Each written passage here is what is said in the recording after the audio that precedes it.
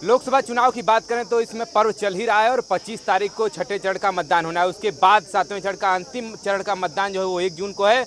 मिर्जापुर, सोनभद्र, चंदौली ये सब तमाम जिले हैं जो कि 1 तारीख को मत होने वाला है यहाँ पर। उसी बीच उन्हीं के कैंडिडेट जो है, जो सोनभद्र से उम्मीदवार हैं, वो हमारे साथ जुड़े हुए हैं बहुजन समाज पार्टी के। आइए इन्हीं से थोड़ा सा बात करने का प्रयास करते हैं कि आखिरकार किन मुद्दों को लेकर ये लोग जनता के बीच जा रहे हैं। थोड़ा सा चाहेंगे सर, परिचय आपका हो जाए। धनेश्वर गौतम, एडवोकेट, लोकसभा प्रत्याशी बसपा सोनभद्र। सबसे पहले तो हम लोग मुद्दे की ही बात करेंगे कि आखिरकार क्या मुद्दा है जो मुद्दों को लेकर के आप लोग जन जन तक जा रहे हैं, जिससे आप अपने वोटरों को आकर्षित करने का काम कर रहे हैं। देखिए, पहले आपको बहुत बहुत धन्यवाद, आप लोग मीडिया बंधु को। अभी आप लोगों के बीच में आप लोग सुने भी होंगे कि माननीय बहन जी जो हम लोग के नेता है, बहुजन समाज पार्टी के राष्ट्रीय अध्यक्ष हैं, उत्तर प्रदेश के 4 बार मुख्यमंत्री रहे हैं, राज्यसभा लोकसभा में रही हैं और उन्होंने 4 बार शासन करके दिखाया है। उनके शासनकाल में सर्व समाज को सम्मान था, सर्वजन हिताय सर्वजन सुखाय के आधार पर उन्होंने काम किया है और उनके पास ऐसा कोई वो नहीं था जिस पे वो काम न की हो। बेरोजगारी को लेकर के नौकरी देने का काम किया, रोजगार दिया।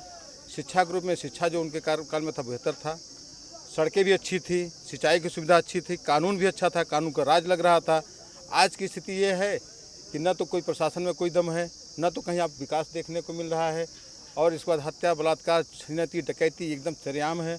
और आपके बीच में इस समय लोग भरी निगाह से देख रहे हैं कि बहुजन समाज पार्टी के नेतृत्व में सरकार बने और माननीय बहन जी आदरणीय प्रधानमंत्री बने, सर्व समाज का सम्मान हो। पूरी जनता ये सोच रही है। आपने कहा सर्व समाज का सम्मान बहुजन समाज पार्टी में होगा। जो वर्तमान सरकार है वो भी कहती कि सबका साथ, सबका विकास और सबका सम्मान की, तो वो भी बात करती है। साथियों, सबका साथ सबका विकास करने की बात करते हो और आज बाबा साहब की बात करते हैं। बाबा साहब के फोटो लगा कर चलने का काम करते हैं। यही बाबा साहब जब लोकसभा का चुनाव लड़ा करते थे तो यही आरएसएस और बीजेपी के लोग उनको हराने का काम नहीं, ऐसी कोई बात नहीं है। हर पार्टी का एक रूल होता है, बहुजन समाज पार्टी के रूल होते हैं। साथ ही साथ बहुजन समाज पार्टी के राष्ट्रीय अध्यक्ष बहन सुश्री मायावती जी, चाहे उनके भाई हो, चाहे भतीजे हो, चाहे उनके कार्यकर्ता हो, चाहे पदाधिकारी हो, चाहे एमपी हो, चाहे एमएलए, अगर कहीं कहीं अगर उनको कुछ महसूस हुआ कि ये संगठन में सही काम नहीं कर रहे हैं तो उनको इधर उधर करने का काम करती है वो। तो जैसे जिस प्रकार से वो चुनाव मैदान में डटे हुए थे, ऐसा नहीं लग रहा था कि जो युवा है बहुत तेजी के साथ जुड़े हैं उनसे? देखिए, वो आज भी जुड़े हैं और कल भी जुड़े रहेंगे, ठीक ना। हर लोगों के बीच में कुछ न कुछ बातें आई हैं, समस्याएं हमेशा आती है, उसका निदान भी होता है।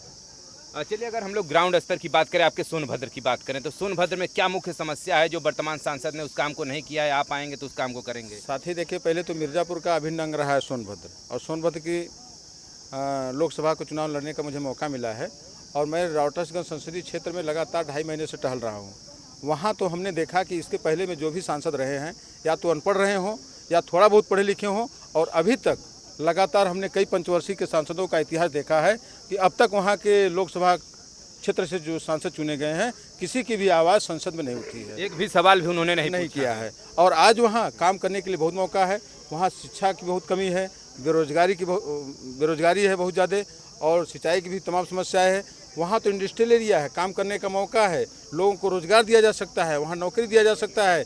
वहाँ तो आज के डेट में स्थिति ये है कि वहाँ इतना इंडस्ट्रियल प्लांटें लगी है, चाहे एनसीएल हो गया, चाहे हिंडाल्को हो गया, चाहे एनटीपीसी हो गया और चाहे रिहंद हो गया। वहाँ के लोगों को वहाँ उजाड़ा गया और उजाड़ करके वहाँ कहीं ना कहीं उनको सही ढंग से एडजस्ट करना चाहिए।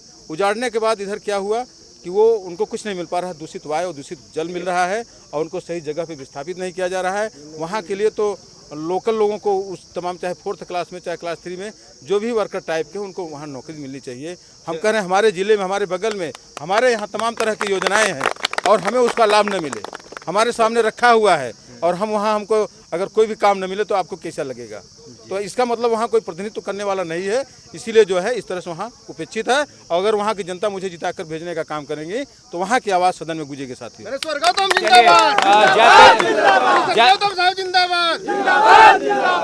जाते जाते जो तमाम जो लोग देख रहे हैं आपको, जो जनता आपकी सोनभद्र की जो जनता देख रही है, उनसे क्या अपील करना चाहेंगे? हम उनसे अपील करना चाहते हैं, माननीय बहन जी हमारे अपील करके गई हैं और उनको आप लोगों ने सुना है, सारी बातों को ध्यान में रखा है, मजबूत करना है और इस देश की जो सबसे बड़ी पद है वो। धन्यवाद देके सोनभद्र के बहुजन समाज पार्टी के जो उम्मीदवार हैं वो हमारे साथ जुड़े हुए थे। उन्होंने उस मुद्दे को बताने का प्रयास किया, जो बसपा सुप्रीमो मायावती के मुद्दे हैं उसको तो बताने का प्रयास किया ही, साथ ही साथ जो सोनभद्र के जो जमीनी हकीकत है, जो कुछ कमियां हैं उसको भी बताने का प्रयास किया। जब आगामी भविष्य में सांसद बनकर के संसद भवन पहुंचेंगे तो उस मुद्दे को उस संसद भवन तक उठाने का प्रयास करेंगे। चलिए ऐसे ही तमाम इन्फॉर्मेटिव वीडियो हम आप तक पहुंचाते रहेंगे। जुड़े रहिए हमारे साथ। खबर देखने के लिए बहुत बहुत धन्यवाद।